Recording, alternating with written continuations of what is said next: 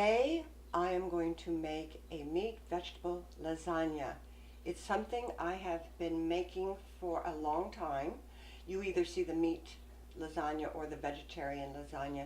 I like to combine them, and the flavors are very, very good, especially since I add a little more cheese in this particular lasagna than you normally might put in a lasagna, even though normally you put a lot in.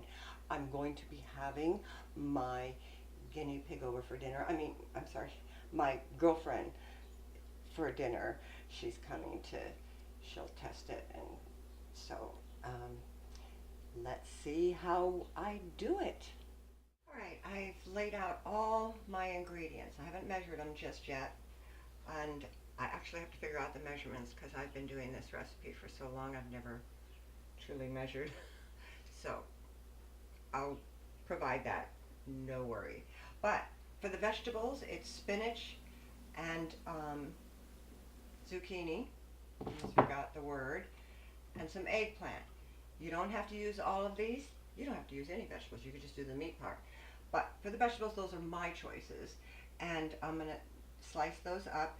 For the meat, it's going to, and the sauce, it's going to be strained tomatoes and crushed tomatoes. It's going to include some white cooking wine and seasoning, which is going to include the garlic powder, the onion powder, Italian seasoning, and my all-purpose 21 seasoning salute from Trader Joe's. I love that, so I put it in a lot of things. And then for the cheese, we are going to make up, that's going to make up the ricotta cheese, feta cheese, mozzarella cheese, Parmesan cheese.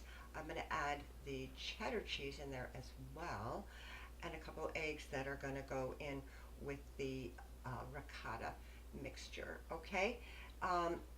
Again, I'm not going to do the recipe in this video for the pasta, the noodles that go in this dish, because I've already done that.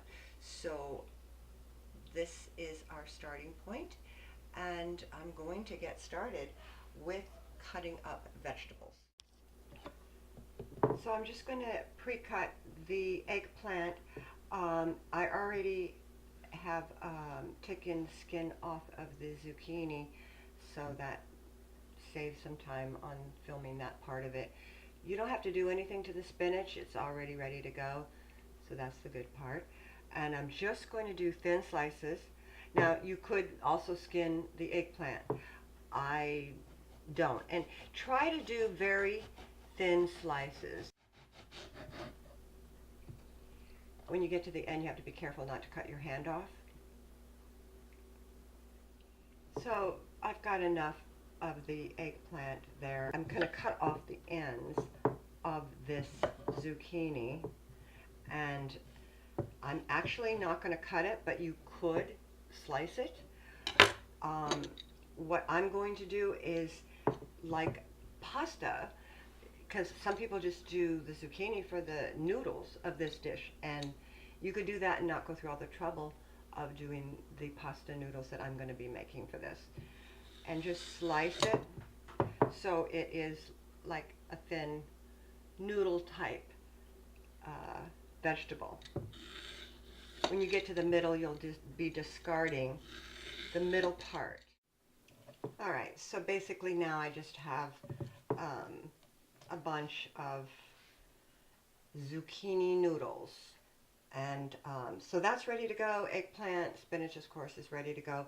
Let's prepare the meat sauce now. It's a very simple thing. There's just, you know, I put a little bit more in it than the normal person maybe, or maybe not. Alright, get the flame on. I have a big fry pan here, and I'm going to break up the hamburger so that that cooks into smaller little pieces, like minced, if you were to want it to the consistency of putting it in a taco.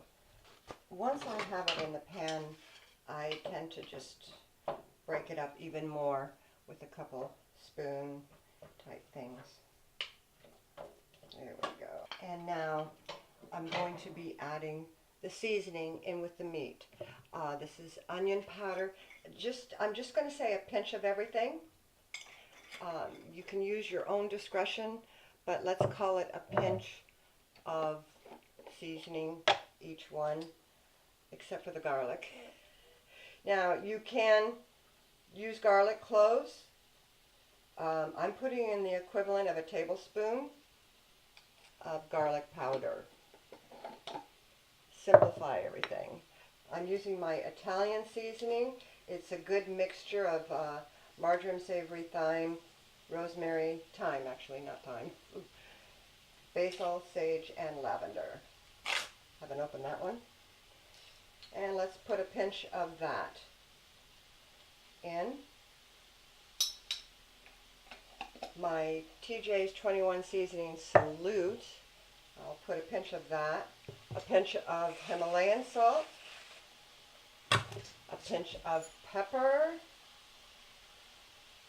I'm going to let that fully brown before I put the tomato sauce in the meat mixture. I'm just getting this into little itty bitty pieces. The meat is now fully brown, and some people like to drain the meat juice out, but I just tend to leave it in there. The greasier the better for keto, because it's good fat. So I'm going to leave it in there, but you don't have to. So now I've got 2 cups of the tomato sauce. That's going right in there.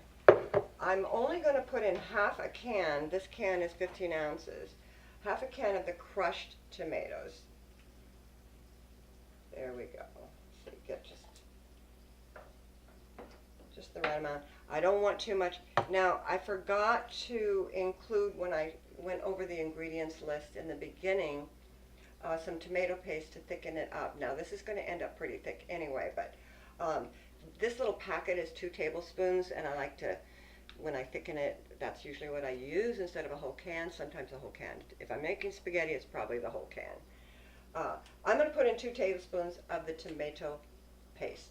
By the way, when it comes to buying tomato sauce in a can or a jar, please read the ingredients, because a lot of them, even the organic ones, have sugar in them, and they'll say organic cane sugar. Doesn't mean it's healthy for keto. We don't want any sugar in our bodies or anything that converts to sugar. So, all right, so I've got 2 tablespoons of the paste in here. Let's mix all that up. I know you think I'm done, don't you? You think that's all that goes in this meat sauce? Surprise, surprise. I'm putting in 1 cup of the shredded cheddar cheese in the meat mixture. Highly unusual, probably, but it's my thing. It's my recipe. People love it. I think you're going to love it. And we just mix all that together. And the cheese does thicken it even more.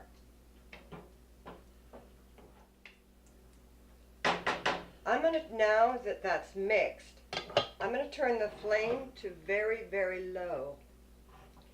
And I'm going to simmer this for, I usually do it for like 30 minutes. I've even done it up through an hour. Hey, dog barking. But because of my time, I'm going to let it just simmer for 30 minutes. The longer it simmers, the more the flavors just really to come together and everything. So the longer the better, but it's still going to be tasty. All right, so I'm going to put a lid on that. Folks, I totally forgot one of the ingredients that goes into the sauce mixture. That is the white cooking wine. I'm going to take the lid off so I can add the white cooking wine that I almost forgot to include in this meat sauce. This is the just regular white cooking wine, and I'm going to add 1/8 of a cup. That doesn't take much, but a little bit. All right. Now I have to stir this back up so all the flavors get blended all together before I let this simmer longer. Okay, we're getting ready to do the cheese mixture. Have a medium-sized mixing bowl because it's all going to go in here. I'll start with the ricotta cheese. I have a tub of that. It's a 15-ounce tub, and I'm just going to put the whole tub in here, like so. Then I'm going to add the feta cheese. I used a little of this in another recipe recently with my spinach, but this is a 8-ounce tub of feta cheese, and normally you would want to use the whole thing, but I've only got a partial amount. Any amount is better than no amount, so I'm going to put what I have in there and chop that up just a little bit before we go further. Okay, we've got those 2 cheeses in there. I'm going to add, I have 2 cups measured out of the mozzarella cheese. We're not going to put the whole 2 cups in here. We're only going to put maybe like a half of this, so that would be like 1 cup's worth. Okay. There we go. Okay, I've got a half a cup of cheddar cheese. That's going in there. And I have 1 cup of Parmesan cheese. That's going in there. I'm going to add 2 eggs to this mixture. And then we stir it up and blend it all together.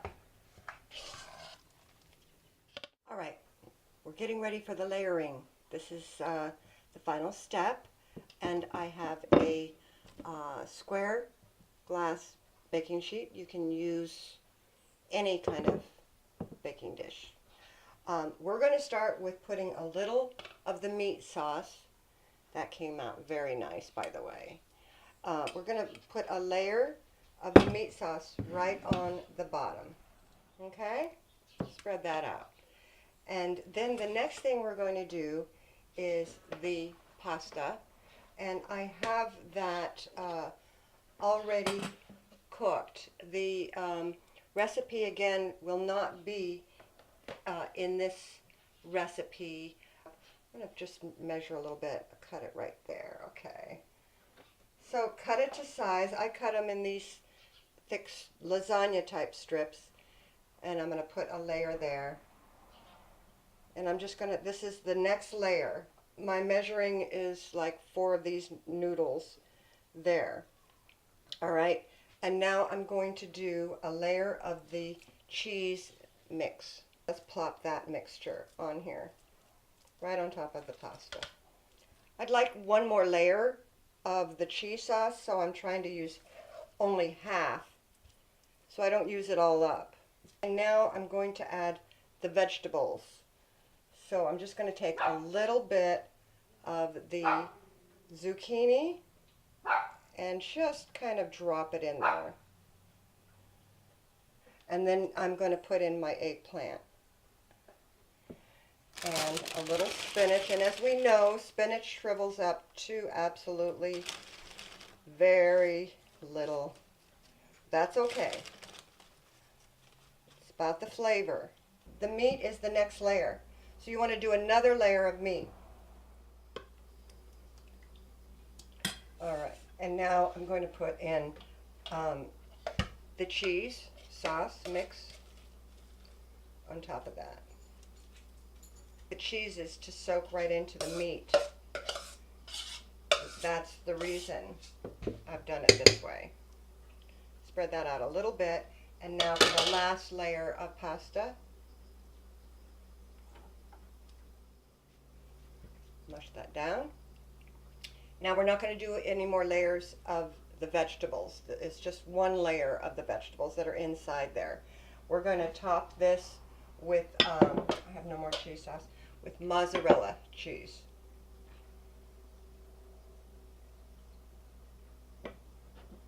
That's why you wanted some extra mozzarella. You didn't want to use it all in the cheese mixture.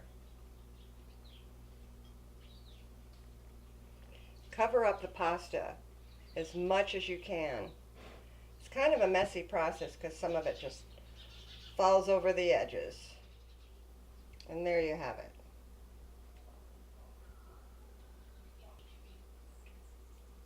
Okay? Alrighty, so I'm going to put this in a preheated oven at 350 for 30 minutes. Now remember, the meat is cooked. We want the cheeses and everything to just blend and melt right in.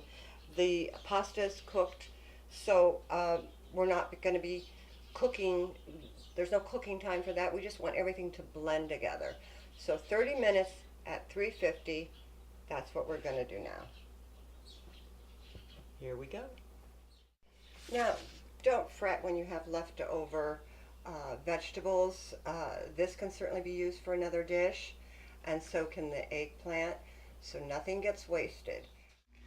Okay, it's out of the oven. It's hot, it's cooling down. So when you do get it out, it will need to be cooled down before you can cut into it. It won't go cold and you can serve it. It's fine. See if I could bring this camera in. It's so beautiful. And it will taste as good as it looks.